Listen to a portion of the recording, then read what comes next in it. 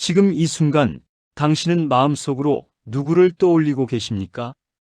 평생 함께 살아온 사람, 한 집을 나누고 하루의 공기를 나누고 밥상을 나누어 온 사람, 말하지 않아도 알 것 같고 그래서 더 서운한 그 사람. 우리는 그 사람을 보며 사랑이라고 부르고 또 그 사람을 보며 분노라고 부릅니다. 이상하지요? 내 가장 가까운 사람인데 왜 내 마음을 가장 쉽게 흔드는 사람일까요? 클린트 이스트우드는 나이가 들수록 한 가지만 더 배우면 된다고 말했습니다. 화를 느꼈을 때 바로 쏟아 붓지 말 것. 그 말 속에는 이런 뜻이 숨어 있습니다. 싸움의 크기를 줄이는 것보다 먼저 해야 할 일은 속도를 늦추는 일이라는 것입니다. 말의 속도가 곧 싸움의 속도이기 때문입니다. 우리는 보통 이렇게 믿습니다. 부부가 싸우는 이유는 생각이 다르기 때문이라고. 그러나 조금 더 깊이 들여다보면 꼭 그렇지는 않습니다. 싸움은 생각이 달라서가 아니라 그 다른 생각을 꺼내는 속도가 너무 빨라서 터질 때가 많습니다. 말이 너무 빠르게 날아가서 마음이 준비할 시간을 갖지 못하고 그대로 상처로 박힐 때가 많습니다. 그래서 부부의 갈등은 내용보다 타이밍이 더 중요합니다. 무엇을 말했느냐보다 언제, 어떤 속도로, 어떤 얼굴로 말했느냐가 더 크게 남습니다. 나이가 들수록 이런 말이 나옵니다. 이제 더는 싸우고 싶지 않다. 그냥 조용히 살고 싶다. 그런데 이상한 점이 있습니다. 우리는 싸우고 싶지 않은데도 여전히 싸웁니다. 왜일까요? 우리는 싸울 마음이 있어서 싸우는 것이 아니라 싸우는 상황으로 빨려 들어가기 때문입니다. 그 순간의 말이 너무 빠르게 튀어나오기 때문입니다. 다시 말해, 나는 이미 길게 싸울 의도가 없었는데 한마디에 불이 붙고 그 불을 끄기 전에 다음 말이 기름처럼 얹히고 결국 감정이 우리 둘을 몰고 가버리는 것입니다. 오늘 이 시간은 바로 그 지점에 대해 이야기하려 합니다. 싸움을 없애는 법이라고 하면 거짓말이 됩니다. 두 사람이 살아가는데 평생 서운하지 않고 평생 삐치지 않고 평생 짜증내지 않고 사는 일은 꿈에 가까운 일입니다. 우리는 사람이니까요. 오히려 더 중요한 것은 이것입니다. 서운함이 올라왔을 때, 상처가 올라왔을 때, 말이 목구멍까지 차올랐을 때 그 말을 어느 속도로 꺼내느냐? 바로 그 기술입니다. 이것이 말의 속도 조절입니다. 부부 사이에서 말의 속도는 왜 중요한가요? 이유는 단순합니다. 빠른 말은 공격처럼 들리고 천천히 한 말은 마음처럼 들립니다. 빠른 말은 너 때문이라는 느낌을 주고 천천히 한 말은 나의 속마음이라는 느낌을 줍니다. 빠른 말은 판단처럼 들리고 천천한 한 말은 호소처럼 들립니다. 상대는 판단에는 무너지고 호소에는 멈춥니다. 바로 이 차이가 대화를 살립니다. 우리가 흔히 하는 빠른 말은 이런 것들입니다. 왜 그렇게 해? 뭐 하는 거야? 또 시작했네. 당신은 맨날 똑같아. 이 말들은 짧고 세고 즉각적입니다. 칼처럼 바로 들어갑니다.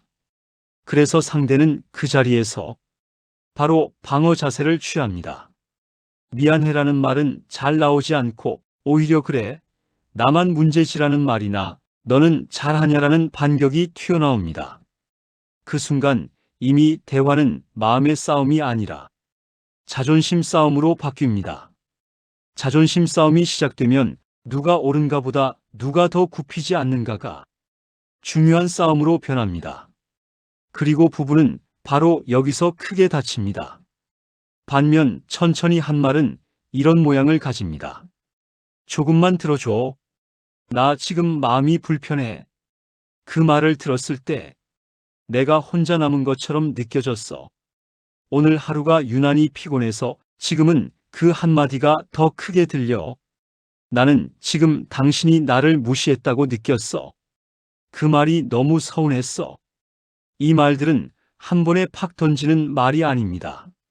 속도를 줄인 말입니다. 속도를 줄이면 말은 주먹에서 손바닥으로 바뀝니다. 주먹은 상대를 밀어내지만 손바닥은 잠깐 멈추게 합니다. 멈춤이 생기면 희망이 생깁니다. 왜냐하면 멈춘 순간은 아직 돌아설 수 있는 순간이기 때문입니다. 우리는 이렇게 생각할 수 있습니다. 왜 내가 먼저 천천히 말해야 하지? 왜 내가 참아야 하지? 왜 내가 먼저 부드러워야 하지? 내 억울함은 누가 알아주지? 나는 평생 맞춰왔는데 이제 와서 또 맞춰야 해. 이 마음에는 깊은 피로가 들어 있습니다. 그래서 그 마음은 충분히 존중받아야 합니다. 하지만 여기서 다시 한번 아주 현실적인 질문을 해봅니다. 지금처럼 말하는 방식으로 내가 원하는 결말을 얻고 있는가? 내가 빠르게 쏟아붙였을 때 상대는 정말 미안해하고 바뀌었는가? 아니면 문을 닫고 방으로 들어가 버렸는가? 말을 며칠 동안 끊어버렸는가? 표정이 딱딱해지고 숨소리만 무거워졌는가? 우리는 이미 알고 있습니다. 빠른 말은 시원한 것 같지만 결국 그 다음 며칠을 차갑게 만듭니다. 순간의 통쾌함이 며칠의 냉기와 바뀝니다. 나도 상하고 상대도 상하고 집안의 공기까지 상합니다. 이것은 싸움에서 이긴 것이 아니라 둘 다 손해를 본 것입니다. 말의 속도를 조절한다는 것은 그래서 상대를 지키기 위한 것이기도 하지만 동시에 나 자신을 지키기 위한 것이기도 합니다. 내가 던진 칼이 결국 나에게도 돌아온다는 사실을 알 때 우리는 칼을 조금 더 늦게 빼게 됩니다. 늦게 뺀 칼은 칼이 아니라 말이 됩니다. 말이 된 말은 대화가 됩니다. 그렇다면 구체적으로 말의 속도를 어떻게 조절할 수 있을까요? 이것은 막연한 마음가짐이 아니라 실제로 연습 가능한 생활의 기술입니다. 지금부터 몇 가지를 나눠보겠습니다. 첫째, 바로 반응하지 않고 말의 첫 문장을 바꾸는 연습입니다. 보통 부부싸움은 첫 문장부터 불이 붙습니다. 예를 들면 이렇습니다. 당신 또 그랬지. 내가 몇 번을 말했어. 지금 장난해. 이렇게 시작하면 이미 돌아갈 다리가 끊어집니다. 대신 이렇게 시작할 수 있습니다. 지금 내가 예민하게 들릴 수 있는데 그래도 말할게. 오늘 하루에 나한테 좀 어려운 일이 있었어. 그래서 지금 이게 더 크게 느껴져. 당신을 혼내고 싶은 게 아니라 그냥 내가 어떤 기분인지 알게 하고 싶어. 이처럼 말의 첫 줄에 속도를 낮추는 말, 미리 알림의 말, 숨 고르는 말이 들어가면 상대의 가슴도 조금 내려갑니다. 준비할 시간을 주면 듣는 사람의 어깨가 덜 딱딱해집니다. 싸움은 어깨에서 시작됩니다. 어깨가 굳으면 말도 굳습니다. 어깨가 내려가면 귀가 엽니다. 둘째, 지금 싸워야 하는 문제인지 나중에 말해도 되는 문제인지를 구별하는 연습입니다. 지금 당장 말하지 않으면 안 되는 것처럼 느껴질 때가 있습니다. 하지만 그 순간은 우리 둘 다 배가 고플 수도 있고 몸이 지쳐 있을 수도 있습니다. 아니면 이미 잠들려고 누운 시간일 수도 있습니다. 몸이 내려갈 때 정서도 내려갑니다. 그런데 그 시간에 서로의 상처를 꺼내 올리면 몸은 더 이상 버틸 힘이 없습니다. 결국 소리부터 나오게 됩니다. 그래서 이런 말은 지혜롭습니다. 지금은 우리 둘 다 좀 지쳐 있으니까 이 얘기는 내일 저녁에 다시 할까? 나는 지금 감정이 너무 올라와서 제대로 말 못할 것 같아. 조금만 쉬었다가 얘기하자. 잠깐의 뒤로 미루기는 회피가 아닙니다.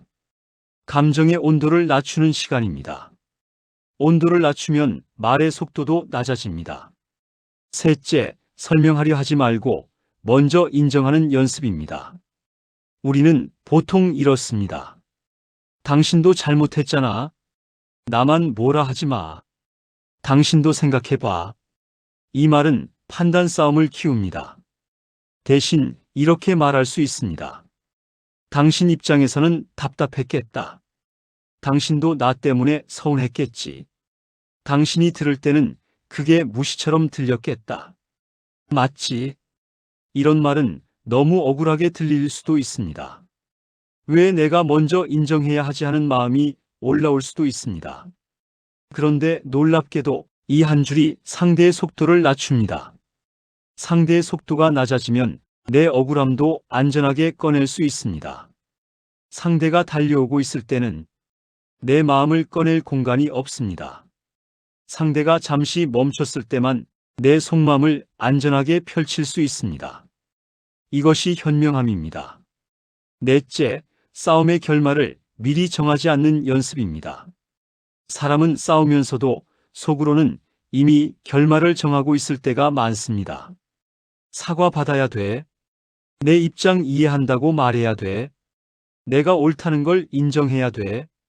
이런 결말을 딱 잡고 싸우면 말은 점점 빨라집니다. 왜냐하면 그 결말로 몰아가기 위해 밀어붙여야 하기 때문입니다. 하지만 싸움은 설득이 아닙니다. 싸움은 통보가 아닙니다. 부부 사이의 싸움은 사실은 서로의 외로움을 들려주는 자리입니다. 당신은 나를 외롭게 했어. 나도 너 때문에 외로웠어. 이 두 가지 외로움이 겹쳐질 때 우리는 버럭 화를 냅니다. 그러니 결말을 미리 강하게 정하지 않는 연습이 필요합니다. 오늘은 누구의 승부가 아니라 서로의 외로움을 확인하는 자리일 수도 있다. 이렇게 마음의 목표를 바꿀 때 말은 서서히 느려집니다. 느려진 말은 상처를 덜 남깁니다. 다섯째, 하루의 마지막 표정을 의식하는 연습입니다. 사람은 긴 싸움의 내용까지는 기억하지 못합니다. 그러나 마지막 표정은 오래 기억합니다. 마지막 말투, 마지막 눈빛, 마지막 한숨의 소리, 그 마지막 장면이 다음날 아침 공기의 색을 정합니다. 그래서 이 말은 부부에게 아주 중요합니다. 지금 싸움이 남긴 마지막 얼굴이 우리가 내일 만날 얼굴이 된다. 만약 그렇다면 마지막만큼은 조금 천천히, 조금 부드럽게 가져가고 싶지 않습니까? 이것은 거짓 친절이 아닙니다. 이것은 내일의 관계를 잃지 않기 위한 지혜입니다. 삶은 길어 보이지만 함께할 내일의 횟수는 이미 줄어들었습니다. 우리는 남은 날을 할 수 있는 만큼 부드럽게 쓸 권리가 있습니다. 여기까지 들으신 당신은 스스로에게 이렇게 물을 수 있습니다. 내가 정말 속도를 낮출 수 있을까? 나는 이미 불이 붙으면 막 나가는데, 나는 이 나이에도 여전히 욱하는데, 그 물음은 솔직합니다. 그리고 아주 귀중합니다. 하지만 한 가지를 기억해 주셨으면 합니다. 속도를 낮춘다는 것은 성격을 바꿔서 다른 사람이 되라는 뜻이 아닙니다. 속도를 낮춘다는 것은 내 인생을 내가 직접 운전하겠다는 뜻입니다. 내 감정과 말의 방향을 남에게 맡기지 않겠다는 선언입니다. 당신을 화나게 한 사람이 당신의 하루 전체를 망치게 할 필요는 없지 않습니까? 당신을 자극한 한 문장이 당신 부부의 남은 시간을 전부 상하게 해야 할 이유는 없지 않습니까? 속도를 낮춘다는 것은 바로 그거입니다. 내 하루의 공기를, 내 남은 시간을, 내 마지막 얼굴을 내가 지키겠다는 결심입니다. 우리는 결국 언젠가 서로를 떠나게 됩니다. 한 사람이 먼저 남고 한 사람이 먼저 떠납니다. 그 마지막까지 남는 것은 기록이 아니라 인상입니다. 그 사람은 결국 어떤 사람이었나? 곁에 있으면 마음이 더 불안해지는 사람이었나? 아니면 곁에 있으면 숨이 조금 편해지는 사람이었나? 이 인상은 하루아침에 만들어지지 않습니다. 이 인상은 평범한 날의 말투, 평범한 저녁의 속도, 평범한 서운함을 다루는 방식에서 천천히 만들어집니다. 그래서 오늘 이 말을 마지막으로 드리고 싶습니다. 천천히 말하는 것은 약해진 것이 아닙니다. 천천히 말하는 것은 늙어서 힘이 빠진 것도 아닙니다. 천천히 말하는 것은 품위입니다. 천천히 말하는 것은 서로에게 남아있는 시간을 지키겠다는 선언입니다. 천천히 말하는 것은 사랑을 끝까지 책임지고 싶다는 약속입니다. 이 약속은 화려할 필요가 없습니다. 이 약속은 큰 목소리로 울릴 필요도 없습니다. 이 약속은 조용하게, 그러나 분명하게 이렇게 말하면 됩니다.